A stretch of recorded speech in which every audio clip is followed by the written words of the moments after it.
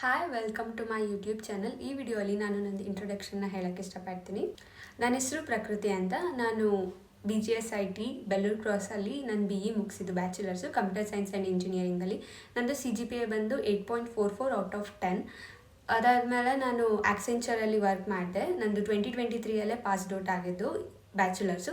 2023 ಅಕ್ಟೋಬರಲ್ಲಿ ನಂದು joining letter ಬಂತು. So ನಾನು ಅಕ್ಟೋಬರಿಂದ ಇಲ್ಲಿವರೆಗೂ ವರ್ಕ್ ಮಾಡ್ತಿದ್ದೀನಿ. ಅದಾದಮೇಲೆ ನೆಕ್ಸ್ಟ್ ನಾನು ಫಾಲ್ ಇಂಟೇಕಿಗೆ ಅಂದರೆ ಆಗಸ್ಟಿಗೆ MS ಮಾಡೋದಕ್ಕೆ US ಹೋಗ್ತಾ ಇದ್ದೀನಿ. MS ಮಾಡೋದಕ್ಕೆ ಇಲ್ಲಿ ಹೇಗೆ ನಾವು ಎಂಟ್ರೆನ್ಸ್ ಎಕ್ಸಾಮ್ ಬರೆದ್ಬಿಟ್ಟು ಸ್ಕೂಲ್ ಕಾಲೇಜ್ಗೆ ಹೋಗ್ತೀವಲ್ಲ, ಅದೇ ಥರನೇ ಅಲ್ಲಿನೂ ಕೆಲವೊಂದು ಎಕ್ಸಾಮ್ಸ್ ಇರುತ್ತೆ. ಒಂದು ಬಂದುಬಿಟ್ಟು GRE ಅಂತ. GREಯಲ್ಲಿ ವರ್ಬಲ್ ಮತ್ತು ಕ್ವಾಂಟಿಟೇಟಿವ್ ಎಲ್ಲನೂ ಇರುತ್ತೆ. ಆದರೆ ನನ್ನ ಕೋರ್ಸಿಗೆ GRE ಬೇಕಿರಲಿಲ್ಲ, ಸೊ ನಾನು GRE ಬರೆದಿಲ್ಲ. ಅದಾದಮೇಲೆ ಇಂಗ್ಲೀಷ್ ಪ್ರೊಫಿಷಿಯನ್ಸಿ ಟೆಸ್ಟ್ ಅಂತ ಇನ್ನೊಂದು ಬರುತ್ತೆ. ಇಂಗ್ಲೀಷ್ ಪ್ರೊಫಿಷಿಯನ್ಸಿ ಟೆಸ್ಟ್ ಅಂತ ಅಂದರೆ ನಮ್ಮದು ಇಂಗ್ಲೀಷ್ ನಾಲೆಜ್ ಎಷ್ಟಿದೆ, ನಾವು ಎಷ್ಟು ಚೆನ್ನಾಗಿ ಮಾತಾಡ್ಬೋದು. ಅದಾದಮೇಲೆ ಅಲ್ಲಿ ಹೋದ್ಮೇಲೆ ಅಲ್ಲಿ ಎಲ್ಲರೂ ಸರೌಂಡಿಂಗಲ್ಲಿ ಇಂಗ್ಲೀಷ್ ಮಾತಾಡೋದ್ರಿಂದ ನಮ್ಗೆ ಅದು ಅರ್ಥ ಮಾಡ್ಕೊಳ್ಳೋಕೆ ಆಗುತ್ತೆ, ಆ ಕೆಪಾಸಿಟಿ ಇದೆಯಾ ಅಲ್ಲೋದ್ರೆ ಲೈಫ್ ಲೀಡ್ ಮಾಡೋದಕ್ಕೆ ಅಂತ ಅಂದ್ಬಿಟ್ಟು ಟೆಸ್ಟ್ ಮಾಡ್ತಾರೆ. ಸೊ ಇಂಗ್ಲೀಷ್ ಪ್ರೊಫಿಷಿಯನ್ಸಿ ಟೆಸ್ಟಲ್ಲಿ ತುಂಬ ಕೈಂಡ್ಸ್ ಆಫ್ ಟೆಸ್ಟ್ಸ್ ಬರುತ್ತೆ. ಅದರಲ್ಲಿ ನಮ್ಗೆ ಯಾವ್ದು ಬೇಕೋ ಅದನ್ನು ಚೂಸ್ ಮಾಡ್ಕೊಬೋದು. ಇವಾಗ ಡ್ಯೂಲಿಂಗೋ ಬರುತ್ತೆ, ಐಲೆಟ್ಸ್ ಬರುತ್ತೆ, ಆ ಥರ. ನನ್ನ ಪರ್ಸ್ನಲ್ ಎಕ್ಸ್ಪೀರಿಯನ್ಸಿಂದ ಏನಂದರೆ ನಾನು ಡ್ಯೂಲಿಂಗೋ ಪ್ರಿಫರ್ ಮಾಡ್ತೀನಿ. ಏನಕ್ಕೆ ಅಂತ ಇನ್ನೊಂದು ವೀಡಿಯೋಲ್ಲಿ ಹೇಳ್ತೀನಿ, ಬಿಕಾಸ್ ಇದು ಲಾಂಗ್ ವೀಡಿಯೋ ಆಗಿಬಿಡುತ್ತೆ.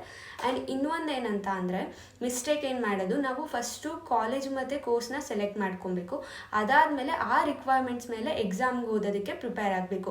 ಇಲ್ಲ ಬ್ಲೈಂಡ್ಲಿ ನಾವು GRE ಬರೀಬೇಕು, ಐಲೆಟ್ಸ್ ಬರೀಬೇಕು ಅಂತ ಎಲ್ಲರೂ ಹೇಳ್ತಾರೆ. ನೀವು ಫಸ್ಟು ಗೂಗಲ್ ಮಾಡಿದ್ರೆ ಅಥವಾ ಯೂಟ್ಯೂಬ್ ಮಾಡಿದ್ರೆ ಅಥವಾ ಯಾರಾದರೂ ಹೋಗಿರೋರು ಕೇಳಿದ್ರೆ ಫಸ್ಟ್ ಅದನ್ನು ಹೇಳ್ತಾರೆ. ನಾವು ಬ್ಲೈಂಡ್ಲಿ ಹೋಗ್ಬಿಟ್ಟು ಪ್ರಿಪೇರ್ ಆಗೋಕ್ಕೆ ಶುರು ಮಾಡಿಬಿಡ್ತೀವಿ. ನನ್ನ ಎಕ್ಸ್ಪೀರಿಯನ್ಸ್ ಅಂದರೆ ನಂದು ಇದರಲ್ಲೂ ಹಾಗೆ ಆಗಿದ್ದು. ನನಗೆ GRE ಬೇಕಿರಲಿಲ್ಲ, ನಂಗೆ ಗೊತ್ತೇ ಇರಲಿಲ್ಲ GRE ಬೇಡ ಅಂತ ಅಂದ್ಬಿಟ್ಟು ಸುಮ್ಮನೆ ಪ್ರಿಪೇರ್ ಆಗೋಕ್ಕೆ ಶುರು ಮಾಡಿದ್ದೆ. ಬಟ್ ನನ್ನ ಕೋರ್ಸ್ದು ರಿಕ್ವೈರ್ಮೆಂಟ್ಸ್ ನೋಡಿದಾಗ GRE ಅವಶ್ಯಕತೆ ಇರಲಿಲ್ಲ, ಸೊ ನಾನೇನದು ಬರೀಲಿಲ್ಲ. ಅದಕ್ಕೇ ಏನಂತ ಅಂದರೆ first college requirements, course requirements ನೋಡಿಕೊಂಡು ಎಕ್ಸಾಮ್ಸ್ನ ಬರೆಯೋದು ಒಳ್ಳೆಯದು. ನೆಕ್ಸ್ಟ್ ವಿಡಿಯೋಲಿ ನಾನು ಕಂಪ್ಲೀಟ್ ರೋಡ್ ಮ್ಯಾಪ್ ಫಸ್ಟಿಂದ ಲಾಸ್ಟ್ವರೆಗೂ ಏನೇನು ಪ್ರೊಸೆಸ್ ಇರುತ್ತೆ ಅಂತ ಅಪ್ಲೋಡ್ ಮಾಡ್ತೀನಿ. ಆ ಅಪ್ಡೇಟ್ಸ್ಗೆ ಈ ಚಾನಲ್ನ ಸಬ್ಸ್ಕ್ರೈಬ್ ಮಾಡ್ಕೊಳ್ಳಿ. ಅದಾದಮೇಲೆ ನೀವೇನಾದರೂ MS ಮಾಡಬೇಕು ಅಂತ ಅಂದ್ಕೊಂಡಿದ್ದೀರಾ ಅಂದರೆ ಒಂದು ಸ್ಮಾಲ್ ಟಿಪ್, ಇಲ್ಲ ಅದು ಬಿಗ್ ಟಿಪ್ಪೇ. ಯಾಕಂದರೆ ಪ್ರತಿಯೊಂದು ಸ್ಟೆಪ್ಪಲ್ಲೂ ನಮ್ಗೆ ಹೆಂಗಿರುತ್ತೆ, ಇದು ಸಿಗ್ಬೋದು, ಸಿಗ್ದಲ್ಲೇ ಇರ್ಬೋದು ಅಂತ ಇರುತ್ತೆ. ಮತ್ತು ಎಕ್ಸಾಮ್ಸ್ ಆಗಲಿ ಏನೇ ಆಗಲಿ ಫಸ್ಟ್ ಅಟೆಂಪ್ಟಲ್ಲಿ ನಮ್ಗೆ ಸಕ್ಸಸ್ ಸಿಗೋಲ್ಲ. ಸೊ ಅದಕ್ಕೆ ನಮ್ಮ ಹಾರ್ಟ್ನ ಸ್ಟ್ರಾಂಗ್ ಆಗಿ ಇಟ್ಕೊಂಡಿರಬೇಕು. ಎಲ್ಲ ಡಿಫಿಕಲ್ಟೀಸ್ನ ಫೇಸ್ ಮಾಡೋಕ್ಕೆ ನಾವು ರೆಡಿ ಇರಬೇಕು. ಏನಂದರೆ ನಮ್ಮ ಕಂಫರ್ಟ್ ಝೋನಿಂದ ತುಂಬ ಆಚೆ ಹೋಗಿ ನಾವು ಎಲ್ಲನೂ ಮಾಡಬೇಕಿರತ್ತೆ.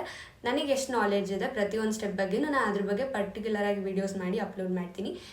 ನೀವು ಆ ಅಪ್ಡೇಟ್ಸ್ಗೆ ಈ ಚಾನಲ್ನ ಸಬ್ಸ್ಕ್ರೈಬ್ ಮಾಡ್ಕೊಬೋದು. ನಿಮ್ಗೆ ಏನೇ ಡೌಟ್ಸ್ ಇದ್ರೂ ಕಮೆಂಟ್ನಲ್ಲಿ ಕೇಳ್ಬೋದು. ಬಾಯ್.